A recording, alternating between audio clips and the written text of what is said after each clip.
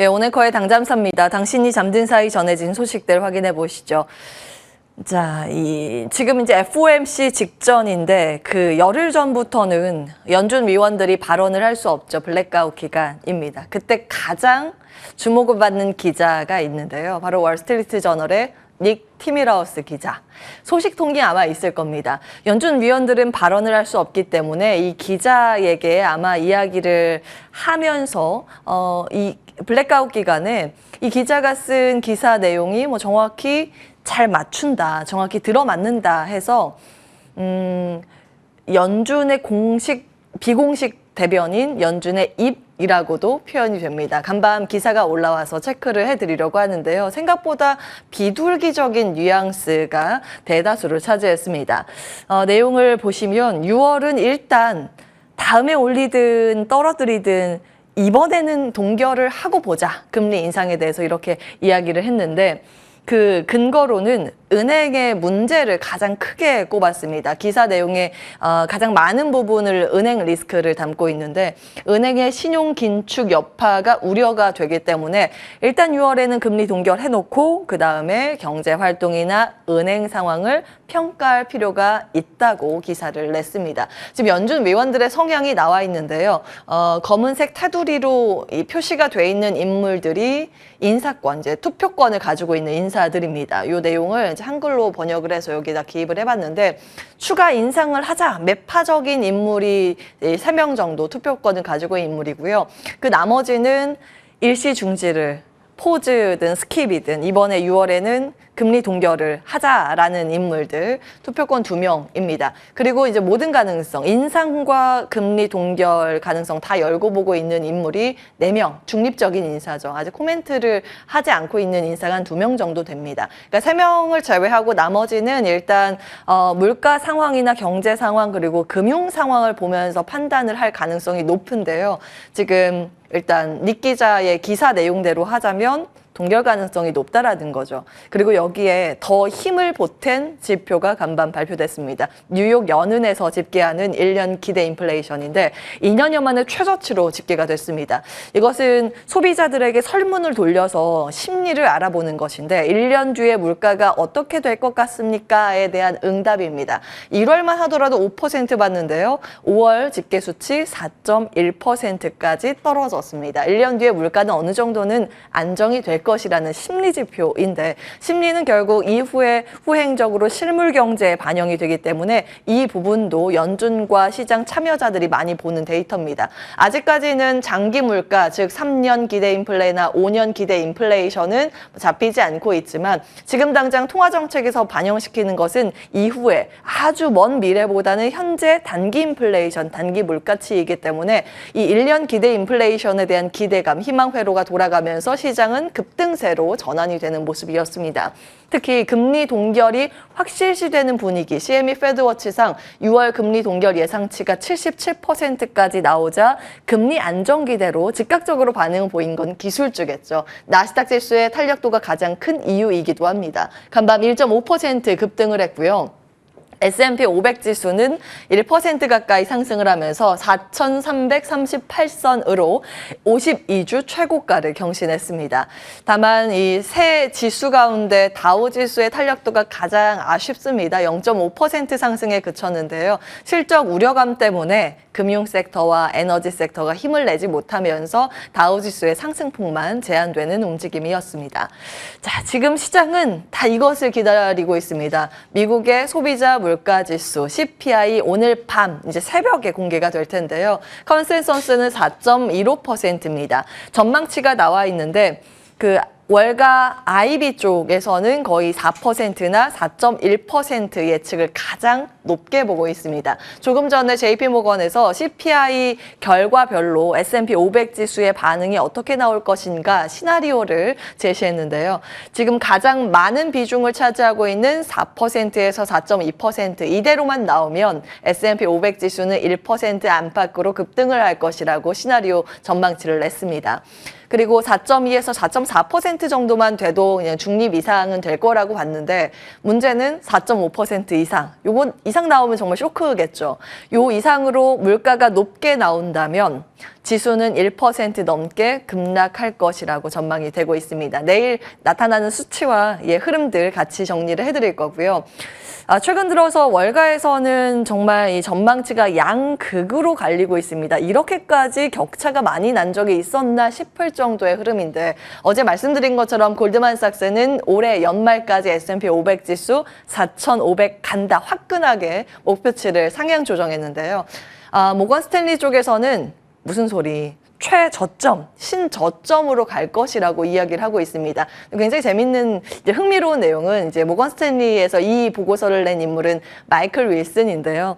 작년만 하더라도 마이클 윌슨 기가 막히게 잘 맞춘다 이렇게 여론의 시각이 형성이 됐었는데 최근 들어서는 그와 반대로 하면 꿀이다 이렇게 평가를 받습니다. 잘 틀린다고 이야기가 많이 나오고 있죠. 사실은 미래에 대해서 홀짝 게임도 아니고 예측하는 것보다는 이 예측에 대한 근거가 무엇인가가 더 중요합니다. 이 마이클 윌슨의 이 시장 약세에 대한 근거는 결국 유동성 이야기인데 유동성의 흐름은 지속적으로 들여다볼 필요는 있습니다.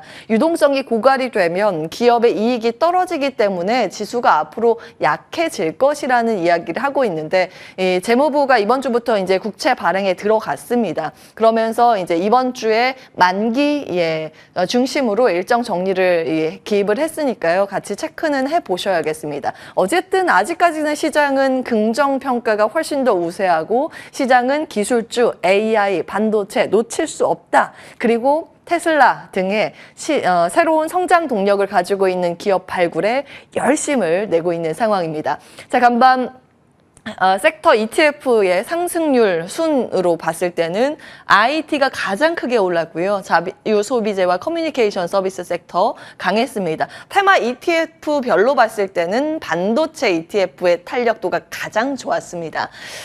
자, 이제 기술주의 강세, 왕의 귀환, AI 클라우드 이렇게 제목을 달았는데 왕이라고 하면 미국의 시총 1위 기업 애플 그리고 요즘 뜨고 있는 또 전기차의 왕 테슬라입니다. 간밤 애플은 1% 넘게 상승하면서 역사상 최고치를 경신했습니다. MR 헤드셋이죠. 비전 프로 공개 후에 일주일 만에 다시 최고치 등극을 한 건데요. 그래서 미국 내에서도 이런 이야기가 있죠. 연예인 걱정과 애플 걱정은 하는 게 아니라는 그런 이야기요. 일단은 비전 프로와 관련해서 밸류 체인들 궁금해 하실 것 같아서 정리는 했습니다만 월가의 시각은 이런 하드웨어 쪽보다 공간 컴퓨팅의 상징성으로 지금 당장 출시를 할 수 있는 여력이 없기 때문에 내년 출시 일정에 맞춰서 이 상징성에 주목을 해야 한다면서 컨텐츠 쪽에 긍정평가가 많이 올라오고 있다는 점은 참고해 보셔야겠습니다. 주가가 강해서 좀 정리를 해봤고요. 또 다른 왕 테슬라입니다. 연일 상승세죠. 12거래일 연속 상승세를 그려가면서 2010년 6월 이후 최장 랠리를 쓰고 있는 상황입니다. 이 테슬라의 상승 이유는 굉장히 찾으려면 많습니다. 하락 이유도 많고요. 시장의 속성은 그렇죠. 올라갈 때는 상승의 근거들을 더 많이 찾으려는 속성을 가지고 있고 떨어질 때는 더 안 좋은 부정적인 시각을 찾으려는 속성이 있습니다. 자, 일단은 최근 들어서 기술주의 반등과 함께 테슬라가 연일 수급이 몰리면서 기대감으로 올라가고 있다라는 시각이 우세한 상황인데요. 유진투자증권 한병화연구원은 테슬라 원맨 쇼, 주가 급등의 의미라는 레포트에서 주가 상승의 이유를 세 가지로 꼽고 있습니다.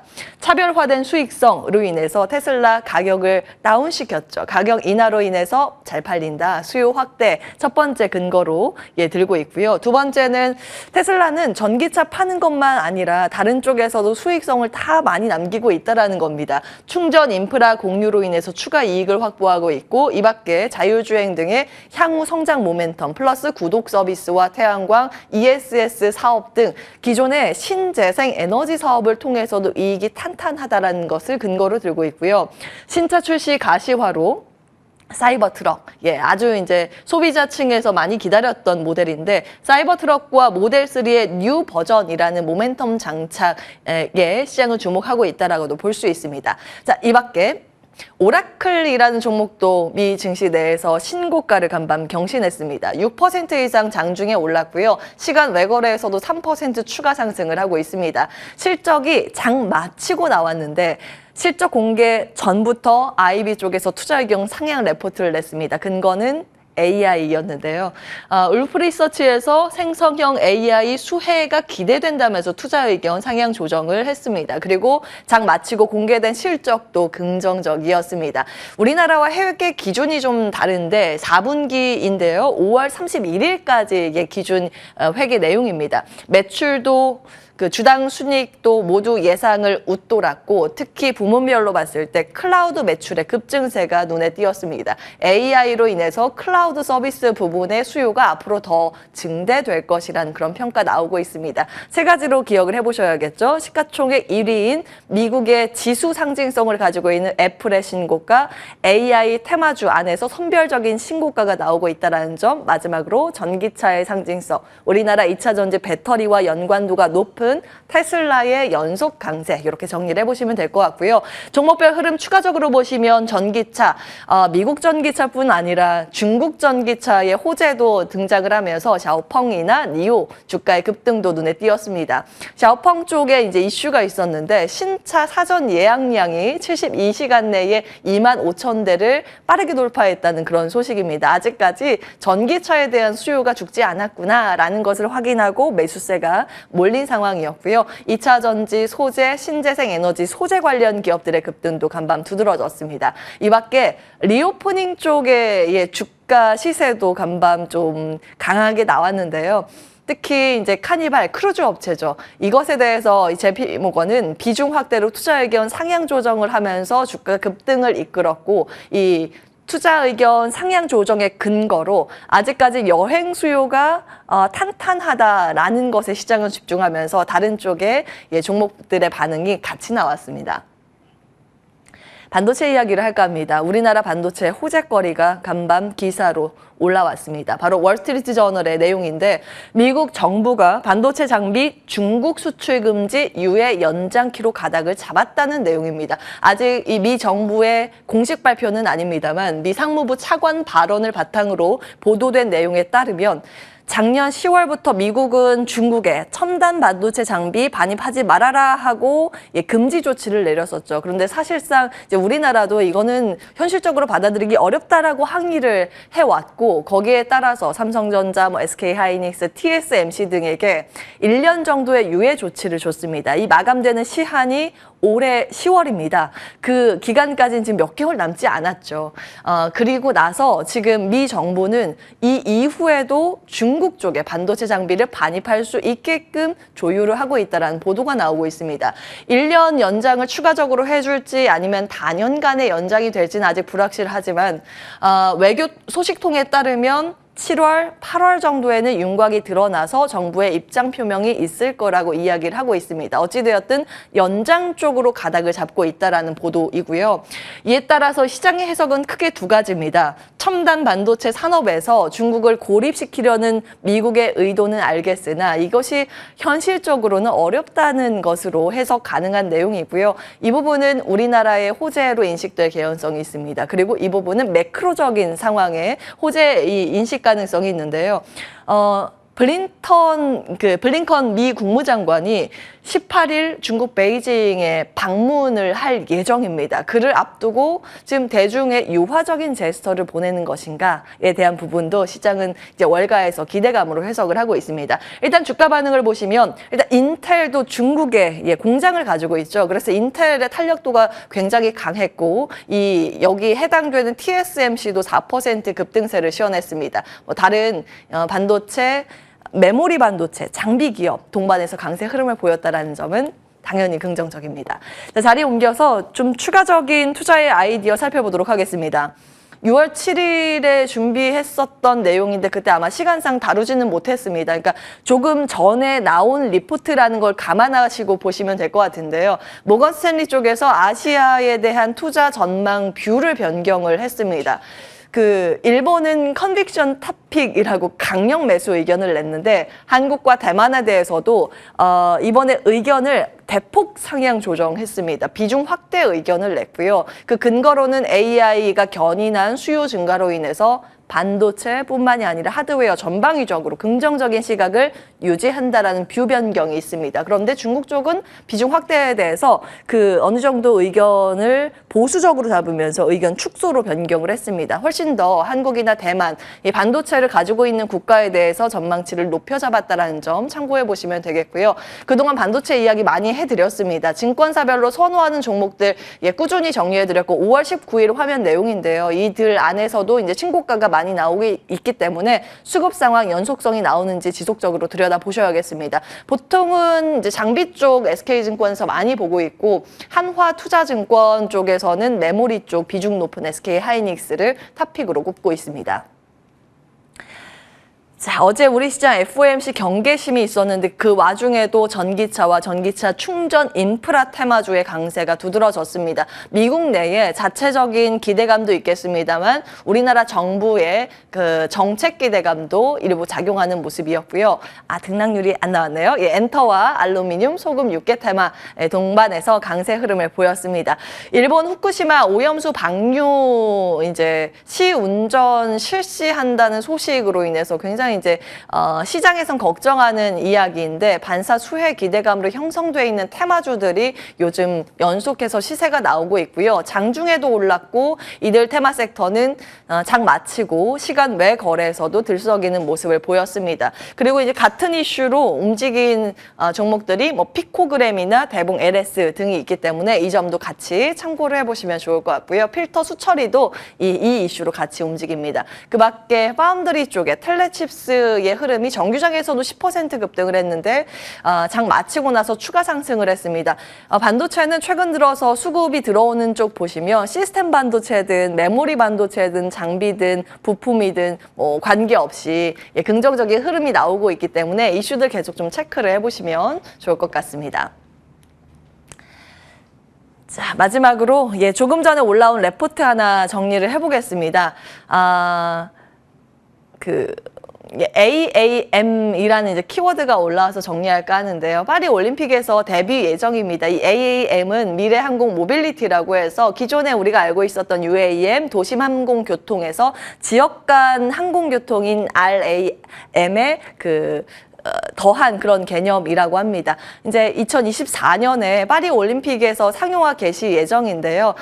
지금 포트라는 그러니까 이 착륙을 할 수 있는 포트를 5곳을 지금 파리 쪽에서 건설을 하고 있다고 합니다. 공항 셔틀 그리고 시내 관광 이 노선들인데 거기에서 가장 먼저 빠르게 상용화 가능성을 가지고 있는 게 볼보 콥터 이런 것들이 이제 택시의 역할을 한다라는 것이죠. NH투자증권에서는 항공산업에 있어서 이것이 역사적인 이벤트다. 지금 당장 경제성을 논하기는 어렵지만 차후에 그것을 논할 내용이고 모멘텀 측면에서는 긍정적으로 볼 만하다라는 내용이고요. 관련주들 이 레포트에서 같이 커버하고 있습니다. 이 밖에 최근 들어서 UAM 항공과 관련된 주가의 방향성도 같이 체크해 보시면 재미있지 않을까 싶습니다. 관전 포인트로 올려드리면서 오늘과의 당잠사 여기까지 하겠습니다.